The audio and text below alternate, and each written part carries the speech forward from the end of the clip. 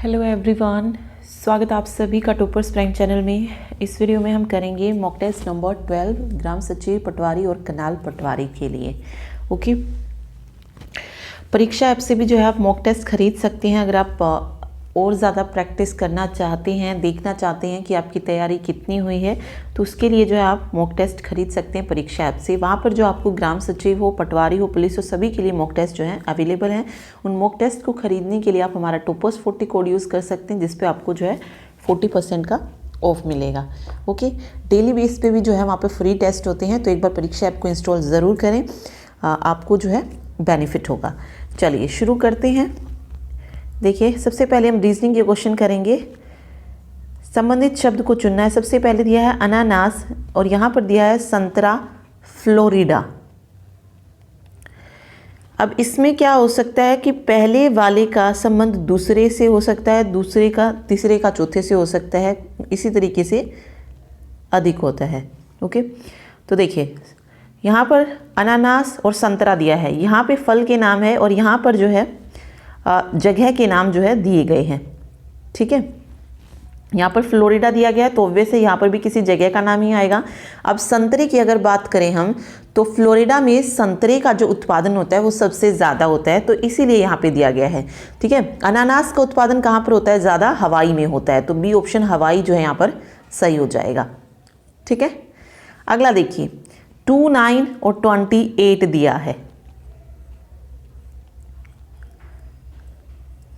तो देखिए 9 हमें पता है स्क्वायर क्यूब कुछ करके आया होगा। ठीक है, तो देखते हैं। देखिए सबसे पहले यहाँ पे दे रखा है 2 और 9। 2 में अगर आप देखेंगे तो 2 किस तरीके से आता है? अगर मैं 1 का स्क्वायर करूँ 1 होता है और इसमें +1 कर दिया तो ऐड हो गया 2 आ गया। सेम इसी में देखते हैं, अगर मैंने किया 2 का स्क्वायर यानी कि 2 का क्यूब, यहाँ पे आपको 1 का क्यूब कर लीजिए। ठीक है, 2 का क्यूब +1, 2 दूनी 4 दूनी 8 +1 9, इस तरीके से बन रहा है। 28 में देखते हैं, अगर मैं 28 में 1 हो गया 2 हो गया, अगला कौन सा होगा? 3 की पावर 3 करती हूँ और +1 करती हूँ, 3 3 होती है 27 +1 28 हो जाएगा। अगला क्या आ जाएगा? 4 की पावर 3 +1। ठीक है, 4 चौक 16 चौक 64, 64 +1 65, तो 65 जो है यहाँ पर सही आंसर निकल जाएगा। ठीक है, चलिए अगला देखिए, निम्न विकल्पों में से उस शब्द का चयन करें जो दिए गए शब्द में शामिल अक्षरों से नहीं बनाया जा सकता है, जो मतलब मिरेक्युलस में से नहीं बन सकता है। सबसे पहला जो वर्ड दिया गया है मोलर दिया गया है, तो MOLAR बन सकता है मोलर। उसके बाद लोकस है तो LOCUS लोकस भी बन सकता है, और स्कार SCAR स्कार भी बन सकता है। ठीक है, सोलिस नहीं बन सकता। देखिए क्यों नहीं बन सकता? अब SOL भी है, इसमें A भी है, C भी है, लेकिन E नहीं है। ठीक है, E नहीं है तो इसीलिए ये वाला वर्ड जो है इससे नहीं बन सकता। ठीक है, C ऑप्शन जो है करेक्ट हो जाएगा। अगला है, दी गई आकृति में कितने वर्ग हैं? ये एक फिगर दी गई है, उसमें हमें स्क्वायर फाइंड आउट करने हैं कितने हैं। तो सबसे छोटे से शुरू करते हैं। तो देखिए 1 2 3 4 और ये पूरा 5। ठीक है, इसमें 5 बन रहे हैं, सेम इसमें भी यही होगा। इसमें भी कितने बनेंगे? 5 स्क्वायर बनेंगे। ठीक है, तो 5 + 5, और सबसे बड़े वाले में भी अगर आप देखेंगे तो 4 ये बनते हैं, 1 2 3 4 और एक ये पूरा बड़ा। ठीक है, तो 5 + 5 + 5 5 10 15, तो टोटल कितने वर्ग हैं इसमें? 15 जो है स्क्वायर होंगे।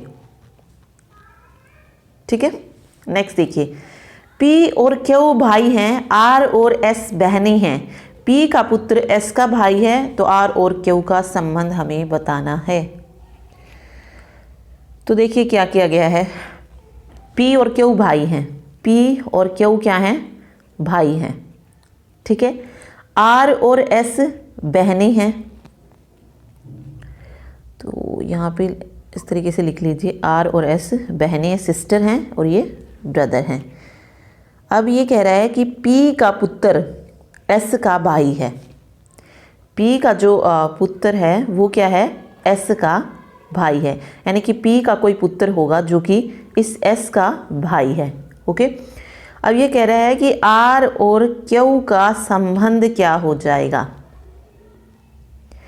अब देखिए जो पी का पुत्र है वो एस का भाई है, तो ऑब्वियस है वो आर का भी भाई होगा क्योंकि वो दोनों बहनें हैं। ओके, और क्यू जो है ये पी का भाई है, तो आर और क्यू में क्या संबंध हो जाएगा, क्यू जो होगा वो क्या होगा, आर का चाचा होगा। ठीक है, तो यहाँ पे राइट आंसर हो जाएगा चाचा। ओके, नेक्स्ट देखिए, किसी कूट में माउस को ये लिखा जाता है तो उसी कूट में शिफ्ट को कैसे लिखा जाएगा।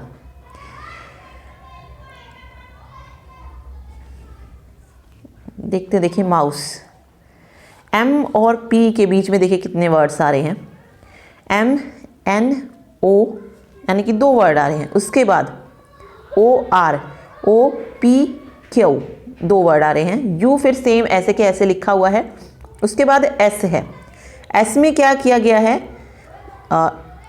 यानी कि एस और क्यू में भी अगर आप देखेंगे आर एस 2 ही वर्ड आ रहे हैं, लेकिन इस बार क्या आ रहे हैं, माइनस के 2 आ रहे हैं।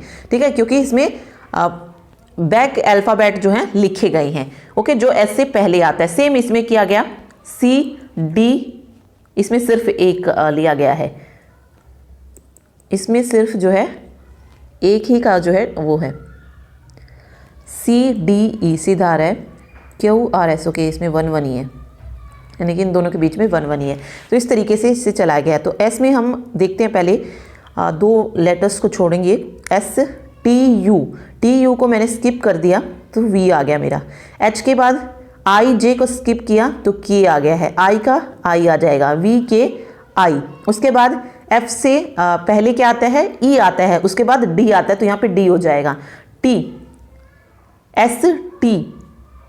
ठीक है, एस को स्किप कर देंगे तो क्या हो जाएगा, आर आर एस टी होता है, तो एस को स्किप किया तो आर आ जाएगा, वी के आई डी आर जो है इसका सही आंसर हो जाएगा।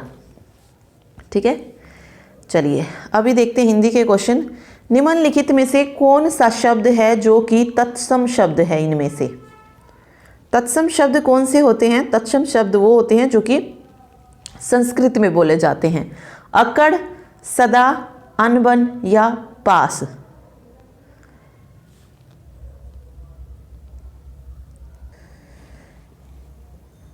तो देखिए तत्सम शब्द कौन सा हो जाएगा इनमें से, अकड़, अनबन, सदा, पास। तो सदा जो है वो क्या हो जाएगा, तत्सम शब्द हो जाएगा।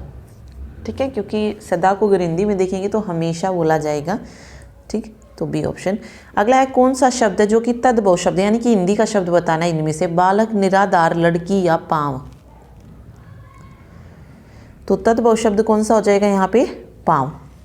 नेक्स्ट है ताप शब्द का विलोम क्या होता है, तम, तामसिक, शीत या शरत। तो ताप का विलोम होता है शीत। जो सब कुछ जानता हो, इस वाक्यांश के लिए सही शब्द क्या है। तो राइट आंसर हो जाएगा, इसे क्या कहा जाएगा, सर्वज्ञ कहा जाएगा। कौन से वाक्य में पानी शब्द का अर्थ लज्जा है, पानी ले लो, वह पानी पानी हो गया, पानी की तरह पैसे मत भाओ, या पानी के मोल बेच रहा है। तो यहाँ पे लज्जा शब्द किससे बन रहा है, तो लज्जा शब्द बन रहा है वह पानी पानी हो गया। ठीक है, नेक्स्ट है सही अर्थ वाला शब्द युगम कौन सा नहीं है। अब देखिए भवन महल होता है, भुवन संसार होता है, बिल्कुल सही है। मणि रत्न और मणि सांप, बलि बलिदान और बलि ताकतवर, तीनों सही हैं। अगर यहाँ पे देखेंगे परवा पुरवाई, ठीक है, ये सही नहीं है, परवा तेज। तो डी ऑप्शन जो है यहाँ पे सही हो जाएगा। तो प्रभा क्या होता है, किसी की केयर करना। ठीक है, चलिए अगला देखिए, क्रोध में कठोर वचन बोलना के लिए कौन सा मुहावरा सही है, अंगारे उगलना, अंगारे बरसाना, अंगारों पर चलना या शुद्ध बुद्ध खो बैठना। क्रोध में कठोर वचन बोलना यानी कि अंगारे उगलना, तो फर्स्ट ऑप्शन जो है यहाँ पे सही हो जाएगा। नेक्स्ट है निम्नलिखित में से कौन सा अशुद्ध वाक्य है, इनमें से जो अशुद्ध है वो बताना। फर्स्ट कह रहा है बाघ बकरी एक घाट पानी पीते हैं, वहाँ बहुत भीड़ है, हमारे शिक्षक बहुत अच्छे हैं, श्री कृष्ण के अनेकों नाम हैं। तो देखिए यहाँ पे जो मिस्टेक है वो है श्री कृष्ण के अनेकों नाम हैं। अनेकों नहीं, अनेक भी लिख देते, श्री कृष्ण के अनेक नाम हैं, ठीक है, अनेकों नहीं होगा, तो सी ऑप्शन जो है यहाँ पे अशुद्ध लिखा हुआ है। गुण के विरुद्ध नाम हो तो कौन सी लोकोक्ति का यूज होगा? अंधा क्या चाहे दो आंखें, अंधेर नगरी चौपट राजा, टके सर भेजी भाजी टके सर खाजा, आंख का अंधा नाम नैन सुख और अंधों में काना राजा। तो गुण के विरुद्ध नाम क्या हो जाएगा? आंख का अंधा नाम नैन सुख, सी ऑप्शन जो है करेक्ट हो जाएगा यहाँ पे, ठीक। अगला देखिए, शुद्ध वाक्य बताना है, इनमें से जो है शुद्ध वाक्य कौन सा है? तुम तुम्हारा करो, आप यहाँ बैठो, मेरे को इस प्रश्न का उत्तर नहीं आता, मैं अगले महीने आऊँगा। तो इनमें से जो शुद्ध वाक्य हो जाएगा वो कौन सा हो जाएगा? मेरे को नहीं, सॉरी, शुद्ध वाक्य बनेगा यहाँ पे मैं अगले महीने आऊँगा, ठीक है, मैं अगले महीने आऊँगा जो है शुद्ध बनेगा, ठीक। चलिए क्वेश्चन करते हैं अब हरियाणा के। फर्स्ट है, हरियाणा में सर्वप्रथम एनसीसी अकादमी कहाँ पर जो थी स्थापित की गई थी? एनसीसी अकादमी बतानी, हरियाणा में कहाँ पर जो थी स्थापित की गई थी? अम्बाड़ा, कुरुक्षेत्र, करनाल या जींद? तो कहाँ पर स्थापित की गई? करनाल में स्थापित की गई, तो सी ऑप्शन। नेक्स्ट क्वेश्चन देखिए, सलेट का पत्थर खनिज हरियाणा के किस जिले में पाया जाता है? महेंद्रगढ़, अम्बाड़ा, भिवानी या पानीपत? तो सलेट का पत्थर कहाँ पर पाया जाता है? ये खनिज महेंद्रगढ़ और गुड़गांव में, ठीक है। अगला है, हरियाणा बिजली सुधार अधिनियम 1997 का पुनर्गठन कब किया गया था? 1998, 1996, 2000 या 1999?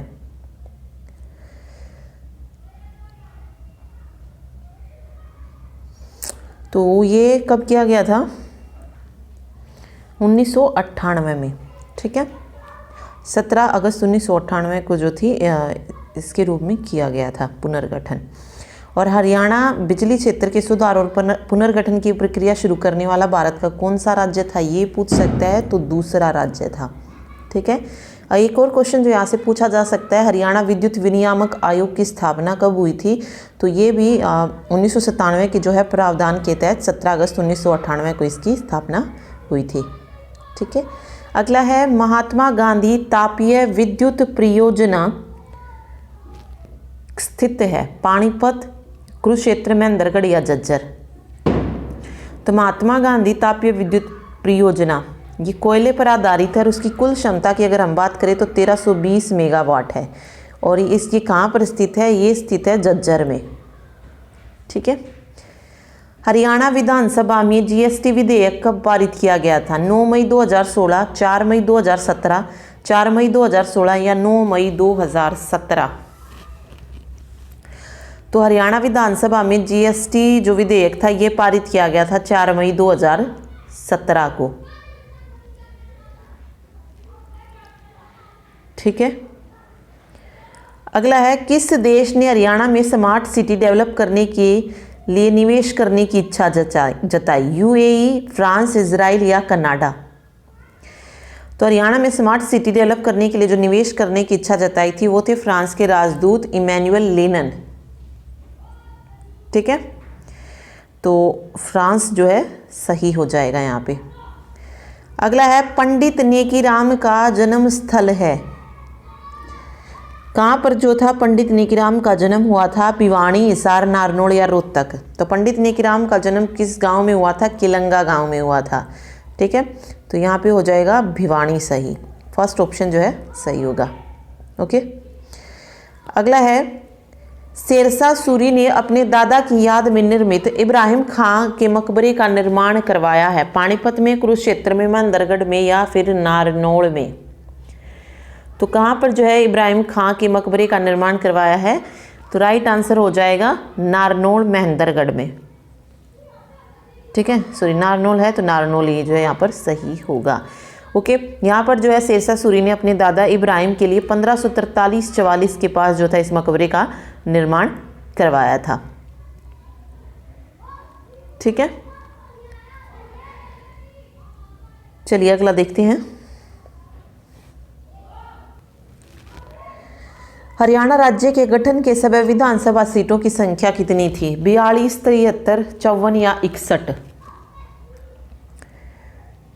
तो राइट आंसर हो जाएगा कितनी थी संख्या उस वक्त? 54 थी। ठीक है, नेक्स्ट देखिए, हरियाणा विधानसभा की प्रथम अध्यक्ष थी स्वरूप सिंह, कर्नल राम सिंह, श्रीमती सन्नो देवी या फिर रामलाल?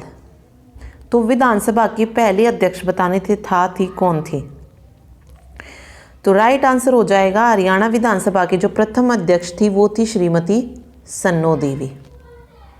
ठीक है, सन्नो देवी जो थी पहली महिला स्पीकर रही। उन्होंने जो था 6 दिसंबर 1966 से लेकर 17 मार्च 1967 और 19 मार्च 1962 से 31 अक्टूबर 1966 तक जो थी वो पंजाब विधानसभा और हरियाणा विधानसभा की जो थी स्पीकर रही थी। ओके, तो हरियाणा में भी पहली स्पीकर कौन बनी थी? श्रीमती सन्नो देवी बनी थी। ठीक है, इनका जन्म जो था 1901 में हुआ था और ये पंजाब राज्य से भारतीय राष्ट्रीय कांग्रेस की सदस्य थी। ठीक है, तो ये हरियाणा विधानसभा की स्पीकर रही 1966 से लेकर 1967, 6 दिसंबर और 17 मार्च के बीच में। और ये पंजाब विधानसभा की उपवक्ता रही 19 मार्च 1962 से लेकर 1966 और 51 में भी रही थी, 1951 में भी। ठीक है, आगे देखिए, प्रशासनिक हिसार मंडल में निम्नलिखित जिले आते हैं? हिसार, फतेहाबाद, सिरसा या उपरोक्त सभी? तो 6 मंडल हैं। अब इनमें से हमें बताना है कि हिसार मंडल में कौन कौन से ज़िले आते हैं। तो हिसार में देखिए कौन कौन से ज़िले आते हैं। हिसार में ज़िले आते हैं हिसार, सिरसा और फतेहाबाद, तीनों ही। तो उपरोक्त सभी जो है सही होगा। ठीक है, नेक्स्ट है, हरियाणा के सभी गांवों को केरोसिन मुक्त घोषित कब किया गया था? 31 मार्च 2017, 21 मार्च 2017, 31 जनवरी 2017 या 21 मार्च 2018?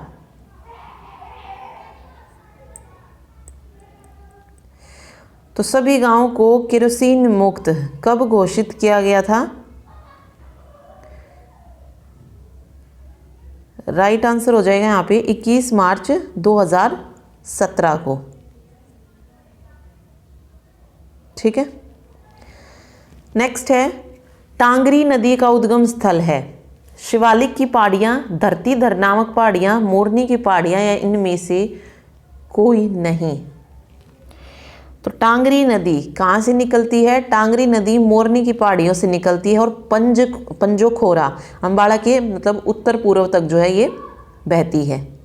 ठीक है, तो मोरनी की पहाड़ियाँ यहाँ पर सही हो जाएगा। अगला है, ओटू झील स्थित है? सिरसा, अम्बाड़ा, कुरुक्षेत्र या यमुनानगर? ओटू झील कहाँ पर है? ये है सिरसा में। ये पूछा भी गया है एग्जाम में पहले, इम्पोर्टेंट है। नेक्स्ट है, यमुनानगर में स्थित कलेसर राष्ट्रीय उद्यान को राष्ट्रीय पार्क कब घोषित किया गया था? 2014, 2003, 2016 या 2004? तो कलेसर राष्ट्रीय उद्यान को राष्ट्रीय पार्क 8 दिसंबर 2003 को जो था राष्ट्रीय पार्क घोषित किया गया था।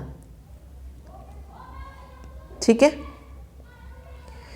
नेक्स्ट है, उप उष्णकटिबंधीय फल केंद्र स्थित है? यमुनानगर, अम्बाड़ा, कुरुक्षेत्र या फिर सोनीपत? कहाँ पर है उप उष्णकटिबंधीय फल? तो ये हो जाएगा अम्बाड़ा में। ठीक है, नेक्स्ट है,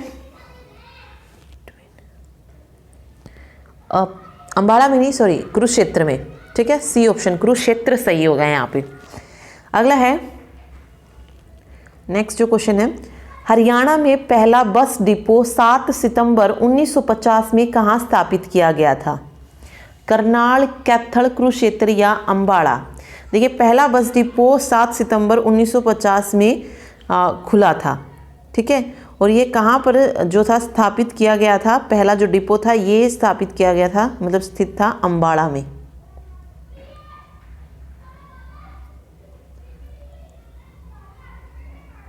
ठीक है।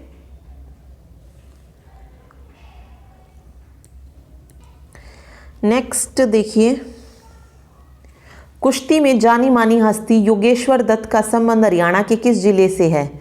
सोनीपत, रोहतक, हिसार या कैथल? तो योगेश्वर दत्त का संबंध किस जिले से है? सोनीपत जिले से है। ठीक है। 2 नवंबर 1982 को जो था इनका जन्म हुआ था। नेक्स्ट है, दीनदयाल जन आवास योजना के तहत हरियाणा के प्रत्येक बेघर को घर किस वर्ष तक मुहैया करवाया जाएगा? 2022 तक, 25 तक, 2027 या 2019 तक?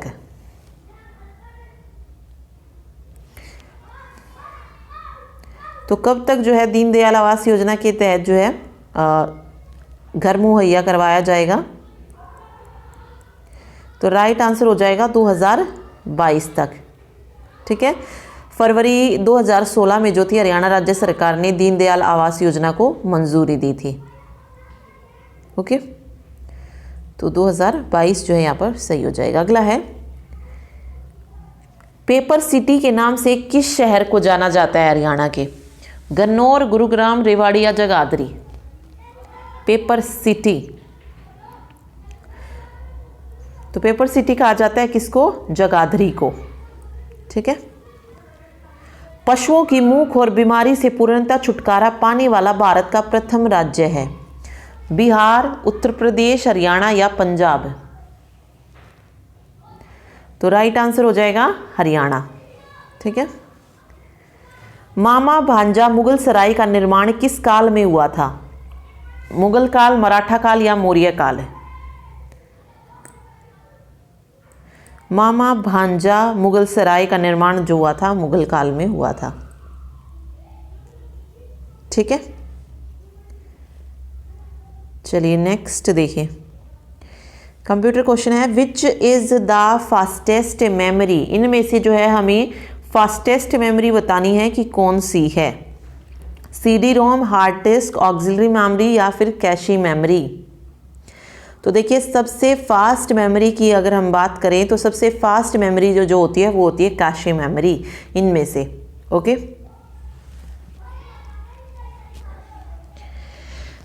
इसके अलावा जो एक रजिस्टर मेमोरी होती है वो इससे भी जो है क्या होती है, फास्ट होती है, बट वो एक टेम्परेरी मेमोरी होती है जो स्टोर करती है डाटा को। ठीक, तो कैशे मेमोरी यहाँ पर राइट हो जाएगा। अगला है, which key of the keyboard is mainly used to cancel the program? तो कौन सी की जो है प्रोग्राम को कैंसिल करने के लिए हम यूज़ करते हैं? डिलीट, एंटर, INS की या एस्केप की? इंसर्ट की है या एस्केप की है? तो देखिए, अगर हमें प्रोग्राम को कैंसिल करना है तो हम इसके लिए यूज़ करते हैं एस्केप की का। ठीक है। Shortcut command for align the text in centre, मतलब सेंटर टेक्स्ट को आप सेंटर में लेके आना चाहते हैं तो उसके लिए कमांड बतानी कौन सी होती है? तो देखिए, लेफ्ट के लिए हम यूज़ करते हैं Ctrl+L का, राइट के लिए हम Ctrl+R का यूज़ करते हैं, और सेंटर के लिए हम Ctrl+E का यूज़ करते हैं, Ctrl+C का नहीं। Ctrl+C यूज़ होती है कॉपी के लिए। ठीक है, तो Ctrl+E जो है यहाँ पर सही हो जाएगा। ठीक है, और Ctrl+T क्यों यूज़ करते हैं? अगर हमें कोई न्यू टैब ओपन करना है ब्राउज़र में तो उसके लिए Ctrl+T का यूज़ किया जाता है। तो यहाँ पे फर्स्ट ऑप्शन सही हो जाएगा। अगला है, मल्टीमीडिया क्या होता है? ऑडियो, वीडियो, बोथ या नन ऑफ द अबव? तो देखिए, मल्टीमीडिया में क्या आता है? ऑडियो भी आता है, वीडियो भी आता है, इसके अलावा इसके जो कंपोनेंट होते हैं वो टेक्स्ट भी होता है, ग्राफिक भी होता है, एनिमेशन भी होता है। तो ये 5 इसके कंपोनेंट होते हैं, याद रखिए। ठीक है, text, graphic, animation, audio, video, ये सारे ही मिलके क्या बनाते हैं? मल्टीमीडिया बनाते हैं। तो यहाँ पे बोथ जो है राइट हो जाएगा। अगला है, DNS stand for? Domain number system, domain name system, data name system या none of the above? DNS होता है डोमेन नेम सिस्टम। ठीक है। अगला है, 1 kilobyte is equal to 8000 bits, 1024 bits, 512 bits या नन ऑफ द अबव? तो 1 KB किसके बराबर आता है? 1024 बिट्स के बराबर होता है। तो सेकंड ऑप्शन जो है करेक्ट हो जाएगा। अगला कह रहा है कि 1 निबल किसके बराबर होता है? 1 निबल इज इक्वल टू किसके बराबर होता है? 4 बिट के बराबर होता है 1 निबल। ठीक है, नेक्स्ट देखिए, highest capacity of the storage are, highest capacity जो है बतानी है। तो देखिए किस तरीके से शुरू होता है। सबसे अगर बिल्कुल छोटे से शुरू करेंगे तो कितना होता है? बिट होता है। बिट के बाद बाइट आती है, बाइट के बाद किलो बाइट आती है। ठीक है, बिट को हम बी से यानी कि स्मॉल बी से दिखाते हैं और बाइट को हम कैपिटल बी से दिखाते हैं। फिर किलो बाइट हो गया, उसके बाद मेगा बाइट आती है, फिर गीगा बाइट आती है। नेक्स्ट जो होती है वो होती है टेराबाइट, टेराबाइट के बाद होती है पेटाबाइट यानी कि पीबी, और फिर एक्साबाइट होती है ईबी। एक्साबाइट के बाद जेटाबाइट, जेटाबाइट आती है, और जेटाबाइट के बाद येटाबाइट आती है वाईबी। ओके, तो इसमें जो हाईएस्ट कैपेसिटी हो जाएगी स्टोरेज की वो कौन सी हो जाएगी? योटाबाइट हो जाएगी। योटाबाइट में क्या होती है? 1024 जेटाबाइट होती है। ठीक है, 1024 जेटाबाइट होती है योटाबाइट में। तो राइट हो जाएगा यहाँ पे हाईएस्ट कैपेसिटी योटाबाइट। ठीक है, अगला है the speed of modem is measured in which unit? BPS, GPS, CPS. तो जो स्पीड होती है मॉडेम की वो किस में मेजर करते हैं हम? बिट्स पर सेकेंड में मेजर की जाती है। तो बीपीएस जो है यहाँ पर सही हो जाएगा। नेक्स्ट है, what is the full form of ISDN? Input service digital network, integrated service digital network, integrated switch digital network या input switch digital network? ISDN, ISDN की फुल फॉर्म होती है integrated services digital network. Okay, तो B option जो है सही हो जाएगा। ओके, नेक्स्ट क्वेश्चन देखते हैं जल्दी। Who discharge the duties of governor in his absence? अगर राज्यपाल अनुपस्थित हो तो उसके जो दायित्व होते हैं उनका निर्वहन कौन करता है? मतलब कौन काम करता है फिर उसकी जगह पे? क्या हो जाएगा राइट आंसर? राज्यपाल नहीं, सॉरी, उच्च न्यायालय का मुख्य न्यायाधीश। ठीक है, अगर राज्यपाल की अनुपस्थिति हो तो वहाँ पे कौन निभाता है दायित्व? उच्च न्यायालय का मुख्य न्यायाधीश यानी कि chief justice of high court. ठीक है, अगला देखिए, which one of the following pair is not correctly matched? इनमें से जो सही मैच नहीं है वो बताना है। आर्टिकल दिए गए यहाँ पे 154, 155, 156 एंड 163। तो देखिए सबसे पहले हम बात कर रहे हैं आर्टिकल 154। आर्टिकल 154 किससे रिलेटेड है? एग्जीक्यूटिव पावर ऑफ स्टेट, यानी कि राज्य की कार्यपालिका जो शक्ति होगी वो किस में होती है? राज्यपाल में होगी। ओके, तो बिल्कुल सही है, एग्जीक्यूटिव पावर ऑफ स्टेट, राज्य की कार्यपालिक शक्तियां राज्यपाल में नियुक्त होंगी। अगला है 155, अपॉइंटमेंट ऑफ गवर्नर। अनुच्छेद 155 के अनुसार क्या है कि राज्यपाल की जो नियुक्ति है वो राष्ट्रपति के द्वारा की जाएगी।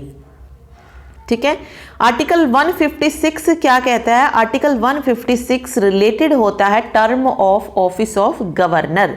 ठीक है, कि कैसे जो है राज्यपाल राष्ट्रपति के बाद प्रसाद पर्यंत पद धारण करेगा।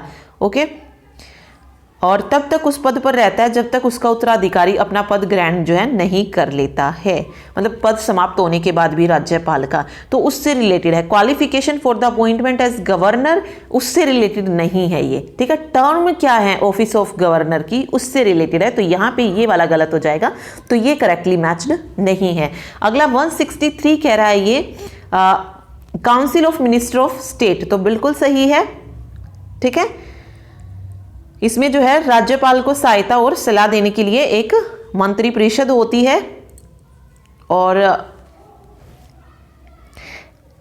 राज्यपाल को सलाह दी गई है या नहीं दी गई है, क्या सलाह दी गई है, इस प्रश्न की जांच जो है किसी भी न्यायालय में नहीं की जाएगी। ये 163 में कहा गया है। ओके, तो 156 यहाँ पे करेक्ट हो जाएगा, थर्ड ऑप्शन। नेक्स्ट देखिए, council of minister of a state is accountable to, राज्य मंत्री परिषद किसके प्रति जवाबदेही होती है? राज्य मंत्री परिषद की बात आ रही है इस बार।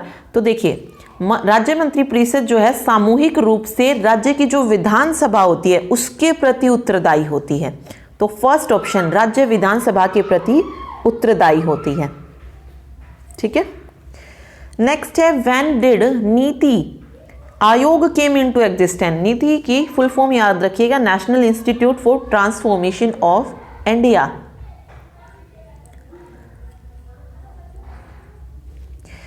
कब जो था ये आया था? 1 जनवरी 2015 को जो था इसका गठन किया गया था, तो 1 जनवरी 2015। नेक्स्ट है good and service tax of India is headed by, GST को मतलब जीएसटी परिषद का अध्यक्ष कौन होता है? प्रधानमंत्री, वित्त मंत्री, वित्त सचिव या लोकसभा का अध्यक्ष? तो देखिए जीएसटी से रिलेटेड चीजें आपको पता होनी चाहिए, बहुत क्वेश्चन आता है, मतलब एक क्वेश्चन आपको एग्जाम में मिल ही जाएगा इससे रिलेटेड। देखिए भारत में जीएसटी को लागू कब किया गया? सबसे पहला क्वेश्चन जो इंपॉर्टेंट बनता है, 1 जुलाई 2017 को जो है जीएसटी को लागू किया गया था, ठीक है। उसके बाद कि विश्व में जीएसटी सबसे पहले कहाँ पे लागू हुआ था? तो फ्रांस में लागू हुआ था। कब लागू हुआ था? 1954 में लागू हुआ था। और भारत का जीएसटी किस देश के मॉडल पर बेस्ड है? तो कनाडा के मॉडल पर बेस्ड है, ठीक है। और जीएसटी परिषद का अध्यक्ष कौन होता है? तो जीएसटी परिषद का अध्यक्ष होता है वित्त मंत्री, ठीक है। वित्त मंत्री जो होता है इसका अध्यक्ष होता है, ओके। इसके अलावा एक और क्वेश्चन आता है यहां से कि भारत में जीएसटी लागू करने का सुझाव किस समिति ने दिया था? तो विजय केलकर समिति ने जो था जीएसटी को लागू करने का सुझाव दिया था। और जीएसटी लागू करने वाला भारत का पहले राज्य की बात करें तो वो असम ने जो था लागू किया गया था, मतलब असम ने लागू किया था, ठीक है। 122वें संशोधन के तहत जो था जीएसटी बिल पारित हुआ था और लागू हुआ था किस एक्ट के तहत? एक्ट पूछा जाता है तो 101 एक्ट था। और संविधान संशोधन कौन सा था? 122वां था, ठीक है। जीएसटी विधेयक के पक्ष में कुल जो है 336 वोट जो थे इसके पक्ष में पड़े थे। और विपक्ष में कितने वोट थे ये भी पूछा जा सकता है, तो 11 वोट जो थे विपक्ष में थे, 336 इसके पक्ष में थे, ठीक है। चलिए आगे देखते हैं। मैच करना है कि कौन सी माउंटेन पीक किस कॉन्टिनेंट में है। सबसे पहले है किलिमंजारो। किलिमंजारो बताइए, देखिए कहां पर है? तो देखिए किलिमंजारो क्या है? तंजानिया में एक निष्क्रिय स्ट्रेटो ज्वालामुखी है, ठीक है। और ये जो है अफ्रीका का क्या है? एक उच्चतम पर्वत है जिसकी समुद्र तल से अगर ऊंचाई की बात करें तो 5895 मीटर है, ठीक है। तो किलिमंजारो कहां पर है? अफ्रीका में है। नेक्स्ट कह रहा है विंसन मैसिफ। ये क्या एक लार्ज माउंटेन है जो कि अंटार्कटिका में है, जो कि 21 किलोमीटर लॉन्ग है और 13 किलोमीटर चौड़ा है, ये अंटार्कटिका में। तो विंसन मैसिफ अंटार्कटिका। नेक्स्ट है माउंट कोसिसिको। माउंट कोसिस्को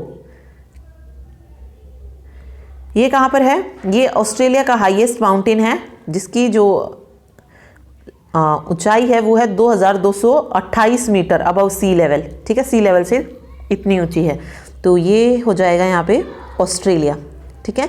अब बचा अंकांगुआ, तो ये कहाँ पर है? ये है साउथ अमेरिका में, तो 4th जो है यहाँ पर सही हो जाएगा, ठीक है। तो राइट आंसर इसमें से देख लीजिएगा कि कौन सा जो है बनेगा। आई थिंक 4th बनेगा, ठीक है। 4th का यहाँ पे फर्स्ट, यस 4th ऑप्शन जो है सही हो जाएगा।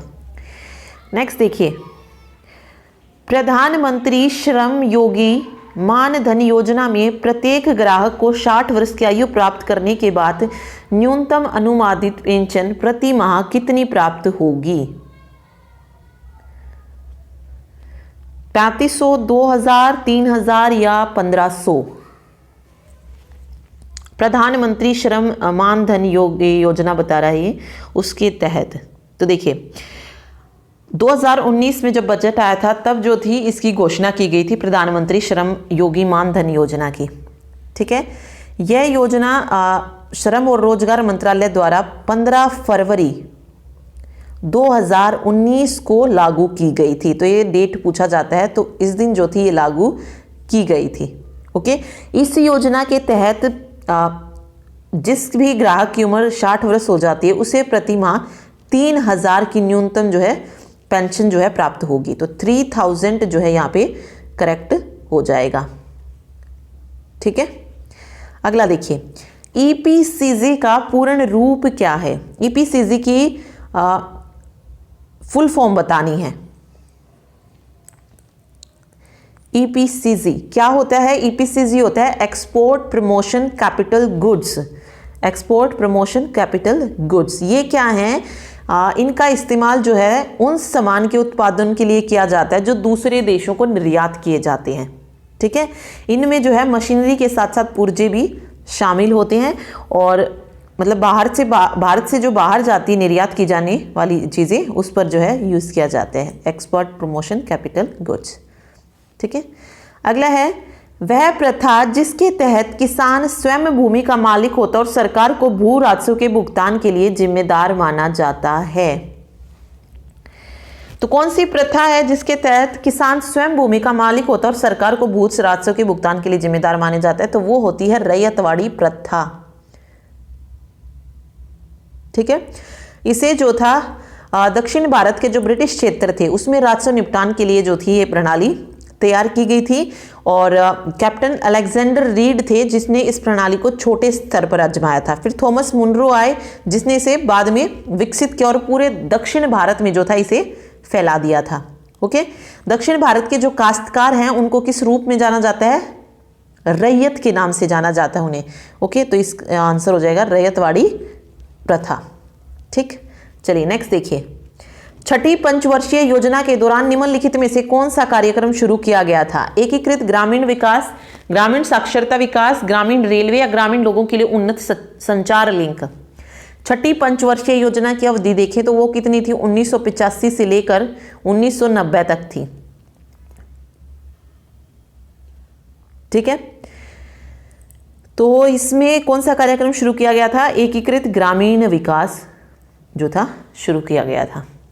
ओके, नेक्स्ट है भारत में मतदान के लिए प्रयोग की जाने वाली वीवीपैट का संस्करण क्या है? वीवीपैट का संस्करण बताना है जो भारत में यूज की जाती है। तो कौन सा है संस्करण? M3 है। ओके, नेक्स्ट है आम आदमी पार्टी कैसी पार्टी है? राज्य पार्टी, राष्ट्रीय पार्टी, क्षेत्रीय पार्टी या पंजीकृत पार्टी? भारत में अगर हम राजनीतिक दलों की बात करें तो भारत के चुनाव आयोग द्वारा उन्हें मान्यता दी जाती है। तो आम आदमी पार्टी की अगर बात करें तो आम आदमी पार्टी राज्य पार्टी भी है और एक पंजीकृत पार्टी है। कैसी पार्टी है? राज्य पार्टी भी है और पंजीकृत पार्टी भी है। तो दोनों ही जो यहाँ पर सही है। ठीक, चलिए आगे देखिए। निम्नलिखित संवैधानिक उपचारों में से किसे पोस्टमार्टम भी कहा जाता है? तो मतलब कौन सी रिट है जिसे पोस्टमार्टम भी कहते हैं? प्रतिषेध, प्रमादेश, उत्प्रेषण, अधिकार परीक्षा या इनमें से कोई नहीं?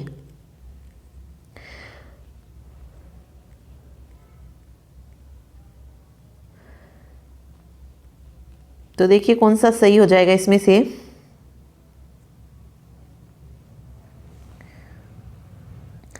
राइट आंसर हो जाएगा यहाँ पे उत्प्रेषण। उत्प्रेषण का क्या अर्थ होता है? प्रमाणित करना। ठीक है, ये रिट जो है एक उच्च न्यायालय द्वारा निचली अदालत या ट्रिब्यूनल को जारी की जाती है। तो यहाँ पे सी ऑप्शन करेक्ट होगा। अगला है समुदाय विकास कार्यक्रम का उद्देश्य क्या है? समुदाय विकास कार्यक्रम पूछा जाता है। ये भारत में समुदाय विकास कार्यक्रम जो था ये कब हुआ था शुरू?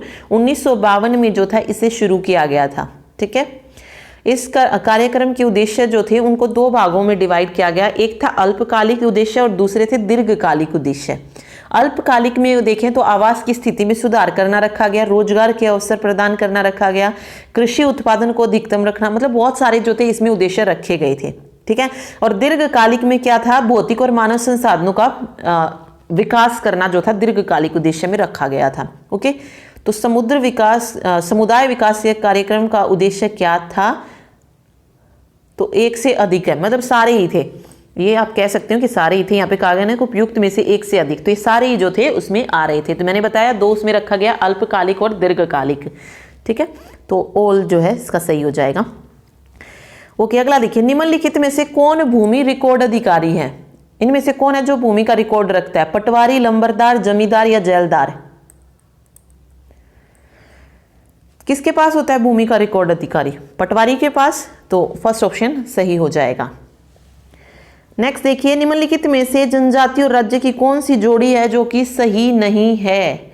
भील गुजरात में, गद्दी हिमाचल प्रदेश, कोटा तमिलनाडु, टोडा केरल। तो कौन सी जनजाति सही मैच नहीं कर रही है? देखिए भील गुजरात में बिल्कुल सही है, गद्दी हिमाचल प्रदेश की है, कोटा तमिलनाडु, टोडा जो है ये केरल में नहीं, तमिलनाडु में ही, नीलगिरी हिल्स पर, ठीक है, वहां पर पाई जाती है जनजाति। तो टोडा तमिलनाडु में पाई जाती है। तो डी ऑप्शन यहाँ पर करेक्ट हो जाएगा। आगे है 2011 की जनगणना के अनुसार किस धार्मिक समूह में सबसे ज्यादा साक्षरता दर्ज की गई थी? यहाँ पे धार्मिक समूह की पूछी है, ईसाई, हिंदू, सिख या जैन। तो देखिए ईसाइयों की साक्षरता दर कितनी थी? 74.34% थी, ठीक है। हिंदू की साक्षरता दर की अगर हम बात करें तो वो थी 63.60%। सिखों की साक्षरता दर थी 67.51%। और जैन की जो साक्षरता दर थी वो थी 86.73%। तो यहाँ पे आप देख सकते हो कि किसकी ज़्यादा थी? जैन धर्म की। ओके, तो यहाँ पर जैन धर्म की उच्च साक्षरता दर जो है सही हो जाएगा। बौद्धों में भी ये दर पूछा जा सकता है, तो 71.83% थी। और मुसलमानों की साक्षरता दर कितनी थी? 57.28%। तो सबसे कम साक्षरता दर पूछा जा सकता है तो मुसलमानों की, फिर उसके बाद जो है हिंदू, नेक्स्ट जो है सिख हो जाएगा, फिर बौद्ध धर्म, और फिर ईसाई, और सबसे ज़्यादा जैन धर्म, ठीक है। अगला है, निम्नलिखित में से किस क्षेत्र में प्रवाल भित्ति नहीं पाई जाती है? कांबे की खाड़ी, मन्नार की खाड़ी, कच्छ की खाड़ी, लक्षद्वीप और मिनिकॉय द्वीप। तो इनमें से कौन सा है जहां पर प्रवाल भित्ति नहीं पाई जाती है? तो देखिए भारत में प्रवाल भित्ति किन किन क्षेत्रों में पाई जाती है? मन्नार की खाड़ी में पाई जाती है, कच्छ की खाड़ी में, लक्षद्वीप और मिनिकॉय द्वीप में भी पाई जाती है, ठीक है, अंडमान निकोबार द्वीप समूह में भी, पाक बे में भी। तो कहां पर नहीं पाई जाती? कांबे की खाड़ी में नहीं पाई जाती है, ठीक। चलिए अगला देखिए, किस समिति की अनुशंसा पर 73वां संविधान संशोधन पारित किया गया था? एल.एम. सिंघवी समिति, बलवंत राय मेहता समिति, पी.वी. के राव समिति या पी.के. थुंगन समिति। तो देखिए 73वां संविधान संशोधन पारित किया गया था पी.के. थुंगन समिति के अनुशंसा पर, ठीक है। नेक्स्ट है 74वें संविधान संशोधन के संबंध में कौन सा कथन सही है? इसमें संविधान में नई अनुसूची जोड़ने का प्रावधान किया गया, इसमें नगरपालिकाओं के कार्य संचालन को पुनर्गठित किया गया, इसमें नगरपालिकाओं में महिलाओं और अनुसूचित जातियों के आरक्षण प्रदान करने की व्यवस्था की गई। तो तीनों ही पॉइंट जो है बिल्कुल सही हैं 74वें संविधान संशोधन से रिलेटेड, ठीक है। अगला है 74वें संविधान संशोधन के अंतर्गत एक परिवर्तनशील क्षेत्र के स्थानीय निकाय को क्या जाना जाता है? नगर पंचायत के रूप में, परिषद के रूप में, न्याय पंचायत या ग्राम पंचायत के रूप में। तो स्थानीय निकाय को किस नाम से जाना जाता है इसके अंतर्गत? नगर पंचायत के रूप में, ठीक है। भारतीय संविधान के कौन से भाग में पंचायत राज की अवधारणा निहित है? पंचायत राज की अवधारणा किसमें है? नीति निदेशक तत्व, ठीक है। राजस्थान की नगर पालिकाओं के कर्मचारियों को प्रशिक्षित करने हेतु 1955 में बीकानेर में Rajasthan local self government institute की स्थापना की गई। वर्तमान में यह कहां पर है? जयपुर, बीकानेर, उदयपुर या जोधपुर? तो राइट आंसर हो जाएगा ये कहां पर है? जयपुर में है, ठीक है। लोकतंत्र का सर्वोत्तम स्कूल है? राजनीतिक दल, संसदीय लोकतंत्र, पंचायती राज या अध्यक्षीय लोकतंत्र? तो लोकतंत्र का सर्वोत्तम स्कूल कौन सा है? पंचायती राज। पंचायत में सरपंच का चुनाव कैसे होता है? सरपंच का चुनाव बताना है कि पंचायत में कैसे होता है। तो राइट आंसर हो जाएगा जनता द्वारा प्रत्यक्ष रूप से होता है, ठीक है। न्याय पंचायत अंग है, न्याय पंचायत किसका अंग है ये बताना है।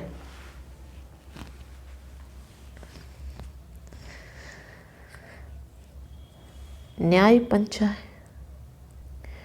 तो राइट आंसर हो जाएगा ग्रामीण स्थानीय स्वशासन का, ठीक है। गांव में अगर हम बात करें तो पंचायत व्यवस्था का दूसरा अंग क्या है? न्याय पंचायतें हैं, ठीक है। गांव में जो है मुकदमेबाजी को कम करने और जनता को सस्ता न्याय दिलाने की दृष्टि से जो है न्याय पंचायतों का निर्माण जो है किया गया है। ओके, चलिए अगला देखिए। नेक्स्ट है, पंचायत राज के बारे में बलवंत राय मेहता समिति की सिफारिशों में कौन सा एक नहीं था? तो इनमें से जो नहीं था वो बताना। देखिए, ग्राम स्तर पर ग्राम पंचायत बिल्कुल सही है, खंड स्तर पर ब्लॉक पंचायत समिति भी सही है ब्लॉक लेवल पर, और राज्य स्तर पर राज्य परिषद भी सही है। वेट एक मिनट, सॉरी, जिला स्तर पर जिला परिषद, राज्य स्तर पर राज्य परिषद नहीं, जिला स्तर पर। तो जो नहीं है सही वो है राज्य स्तर पर राज्य परिषद, सी ऑप्शन। बाकी तीनों ग्राम स्तर, खंड स्तर और जिला स्तर सही है। चलिए मैथ्स के क्वेश्चन करते हैं। Let A and B number of subset will A and 2 into B have. Okay, relation का ये क्वेश्चन है। ए एक सेट दे दिया, बी एक सेट हमें दे दिया है, तो हमें number of subset find out करने हैं कि ए इंटू बी में कितने नंबर ऑफ सबसेट जो हैं बन जाएंगे। तो देखिए, तो देखते पहले तो एलिमेंट देखते हैं कि कितने बनेंगे। पहले एलिमेंट फाइंड आउट करेंगे कि ए इंटू बी जो बनेगा सबसेट उसमें कितने एलिमेंट होंगे। तो एन ए इंटू बी। अब देखिए ए में कितने एलिमेंट है, 2 एलिमेंट है, तो n of A into n of B लिखेंगे इसको। एन ऑफ ए में 2 एलिमेंट, एन ऑफ बी में 2 एलिमेंट, तो टोटल कितने एलिमेंट, 4 एलिमेंट। ठीक है, अब यहाँ से नंबर ऑफ सबसेट निकालना है हमें, तो नंबर ऑफ सबसेट निकालने के लिए क्या कर देंगे हम, 2 की पावर 4, मतलब जितने एलिमेंट थे वो पावर में चले जाएंगे। तो ये 2 दूनी 4 दूनी 8 दूनी 16 जो है सबसेट यहाँ से बनेंगे। ठीक है, 16। नेक्स्ट देखिए, if the set A has P element, एक सेट है जिसमें पी एलिमेंट है, बी में क्यू एलिमेंट है, then the number of elements. अब सिंपल हमसे नंबर पूछा है, नंबर ऑफ एलिमेंट्स पूछा है कि कितने होंगे, तो बिल्कुल वही फॉर्मूला लगा दीजिए एन ए इंटू बी। ठीक है, n of A into n of B. पहले हम एलिमेंट्स ही निकाल रहे थे जैसे हमने इससे पहले वाले में निकाले। तो एन ऑफ ए में कितने एलिमेंट्स है, पी है, बी में क्यू है, तो पी इंटू क्यू क्या हो जाएंगे, टोटल एलिमेंट्स हो जाएंगे। अगर इसी में ये कहता है कि ए में 3 एलिमेंट है, बी में 4 एलिमेंट है, तो कितने एलिमेंट बन जाते हमारे पास, 12 बन जाते। ओके, तो यहीं से हम क्या निकाल सकते हैं, सबसेट मैंने आपको निकालना बता दिया, 2 रेज़ टू पावर कर देते जितने एलिमेंट हो। तो यहाँ पर क्या हो जाएगा right answer, P plus P Q, sorry P into Q, P plus नहीं पी क्यू। ओके, चलिए अगला देखिए। Express the given complex number in the form of a plus iota b. Okay, इस कॉम्प्लेक्स नंबर को हमें किस form में करना है, ए प्लस आयोटा बी में, 5 आयोटा और -3/5 आयोटा। तो लिखते हैं, देखिए इसको सॉल्व किस तरीके से किया जाता है। पहले है 5 आयोटा -3/5 आयोटा। ठीक है, ओके, आयोटा को अलग रख लेते हैं और जो वैसी टर्म है इसके आगे उसको अलग कर लेते हैं। देखिए -5 इंटू 3/5 इंटू आई आयोटा, यानी कि ओके 5 से 5 कैंसिल हो जाएगा, मेरे पास क्या बचेगा, -3 आयोटा स्केयर बचेगा। और आयोटा स्केयर की वैल्यू कितनी होती है, आयोटा स्केयर की वैल्यू होती है -1। अब आयोटा स्केयर की अगर मैं वैल्यू रखती हूँ यहाँ पे -3 और -1, तो ये कितना हो जाएगा, प्लस का 3 हो जाएगा। तो राइट आंसर यहाँ पर 3 हो जाएगा। ठीक है, चलिए नेक्स्ट देखिए। कंप्यूट करना है 8 फैक्टोरियल 6 फैक्टोरियल इंटू 2 फैक्टोरियल। तो इसको किस तरीके से सोल्व किया जाएगा, तो देखिए नीचे 6 फैक्टोरियल है तो हम ऊपर वाले को 6 फैक्टोरियल तक ओपन करते हैं। तो ये हो जाएगा 8 इंटू 7। इसको हम एक एक करते जाते हैं, मतलब जिसका फैक्टोरियल दिया जाता है उसको 1 तक करते जाते हैं। ठीक है, बट यहाँ पे ऑलरेडी 6 फैक्टोरियल है तो हमें करने की जरूरत नहीं है, क्योंकि नीचे भी अगर हम ओपन करेंगे तो 6 5 4 3 2 1 बनेगा। तो डायरेक्टली हम 6 फैक्टोरियल तक ही छोड़ लेते हैं ऊपर। तो ये हो जाएगा 6 फैक्टोरियल, नीचे 6 फैक्टोरियल 2 फैक्टोरियल को अगर आप ओपन करेंगे तो 2 इंटू 1 हो जाएगा, क्योंकि हमें 1 तक जाना होता है इसमें। ओके, अब 6 फैक्टोरियल से 6 फैक्टोरियल कैंसिल हो रहा है यहाँ पे, 2 से 8 कट हो रहा है, 2 चौक 8, और राइट आंसर हो जाएगा यहाँ पे 28। तो इस तरीके से फैक्टोरियल को सॉल्व किया जाता है। ठीक है, आगे देखिए परम्यूटेशन एंड कॉम्बिनेशन का क्वेश्चन देखेंगे एक। How many codes can be drawn through 21 points on a circle. मतलब किसी सर्कल पे आपको वो 21 पॉइंट्स दे रहा है, मतलब कोई सर्कल है जिसपे 21 पॉइंट्स गिवन है, तो अब वो पूछ रहा है कि कितनी कोड्स हैं कि जो हम ड्रॉन कर सकते हैं। अब देखिए किसी सर्कल पर अगर मुझे कोई कोड ड्रॉन करने, लाइक मैंने एक कोड ड्रॉन की, इसके लिए मुझे कितने पॉइंट्स की जरूरत पड़ी, 2 पॉइंट्स की जरूरत पड़ी है। ठीक है, तो अब मेरे पास कितने हैं, 21 पॉइंट्स है। तो इसको किस तरीके से सोल्व किया जा सकता है, 21 सी और 2, यानी कि 21 टोटल है और दो मिलके एक कॉर्ड बनती है। ठीक है, अब इसको सोल्व करते हैं। इसको कैसे सोल्व किया जाता है, देखिए ऊपर वाले का फैक्टोरियल लेते हैं हम, यानी कि हो जाएगा 21 फैक्टोरियल। नीचे देखेंगे पहले 21 और ये जो नीचे है इसको माइनस करते हैं। ठीक है, तो 21 माइनस 2 फैक्टोरियल ये अलग हो जाएगा, और जो नीचे अलग है उसका अलग फैक्टोरियल रखते हैं 2 फैक्टोरियल। ओके, तो ये देखिए 21 फैक्टोरियल और ये हो जाएगा 19 फैक्टोरियल और 2 फैक्टोरियल। अब जस्ट इसको सोल्व करना है ऊपर वाले की तरह।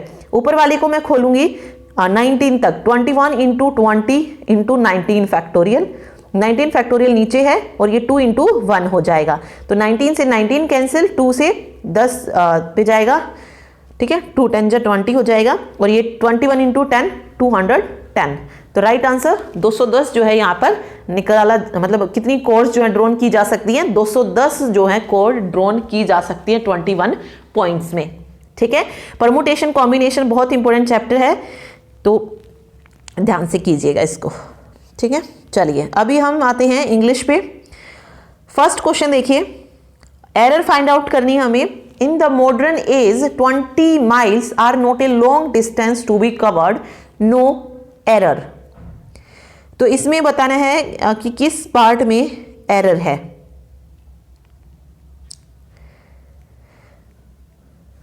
तो राइट आंसर हो जाएगा यहां पे, एक minute, in the modern age 20 miles are, okay यहां पे है एरर आर, 20 माइल्स आर नहीं होगा, 20 माइल्स इज हो जाएगा। इन the modern age 20 miles is not a long distance. अब नियम क्या है यहाँ पे, ठीक है, अगर सेंटेंस में कोई सब्जेक्ट ऐसा नाउन हो जिससे हमें जो है एक एक्यूरेट वेट अमाउंट या मेजर जो है पता चले, तो उसमें जो है सिंगुलर वर्ब जो है यहाँ पर लगती है। ठीक है, तो यहाँ पे 20 बोला हुआ है, 20 माइल्स, तो इसीलिए यहाँ पे सिंगुलर ही रहेगा, ना कि प्लूरल हो जाएगा, इसीलिए तो इस जो है यहाँ पर आ जाएगा।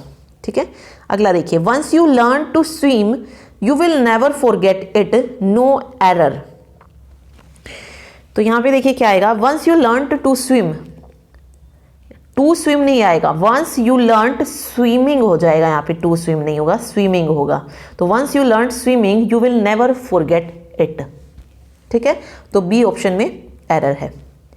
नेक्स्ट देखिए, his path was B set difficulties by with of या फ्रॉम। तो बी सेट के साथ कौन सी प्रीपोजिशन जो है लगती है, तो बी सेट के बाद जो प्रीपोजिशन लगती है वो लगती है with. His path was B set with difficulties.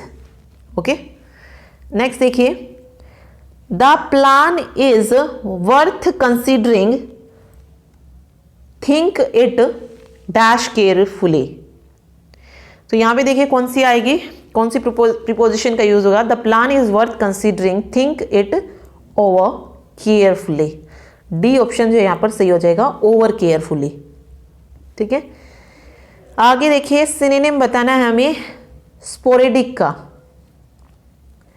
Timely, scattered, frequent या इररेलेवेंट।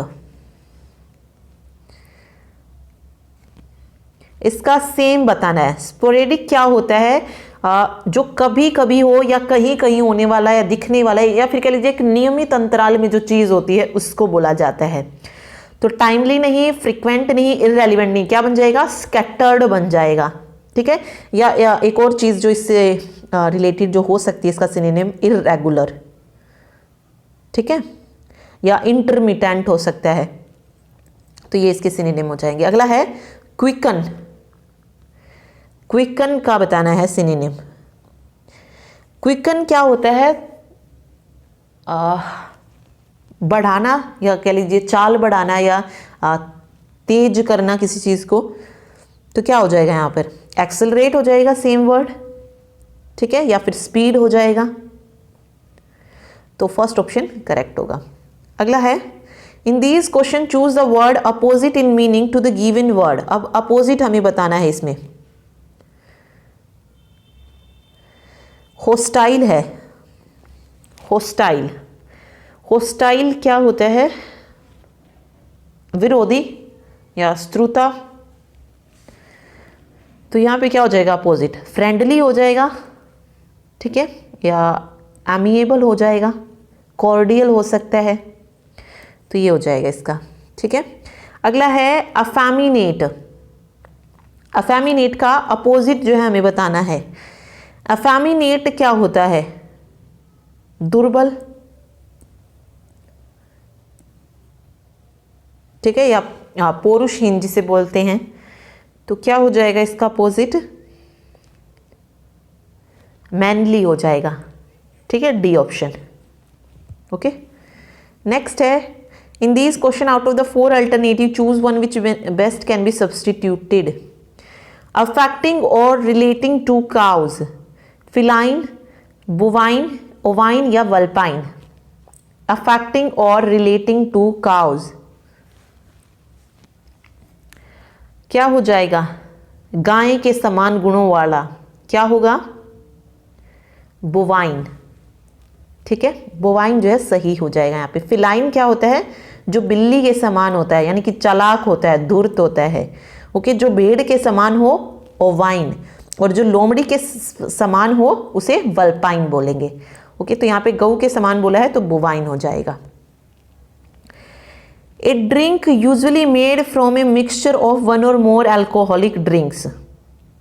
कॉकटेल, मॉकटेल, लिक्वर या बिस्क्यू, क्या कहा जाएगा इसे। जो ड्रिंक बनती है बहुत सारी शराब से, ठीक है, वो क्या कहलाती है, तो उसको क्या बोलते हैं, कॉकटेल। फर्स्ट ऑप्शन कॉकटेल जो है सही हो जाएगा, ठीक है। तो ये था मॉक टेस्ट नंबर 12, जिसमें हमने टोटल 90 क्वेश्चन किए हैं, पूरे 90 हैं।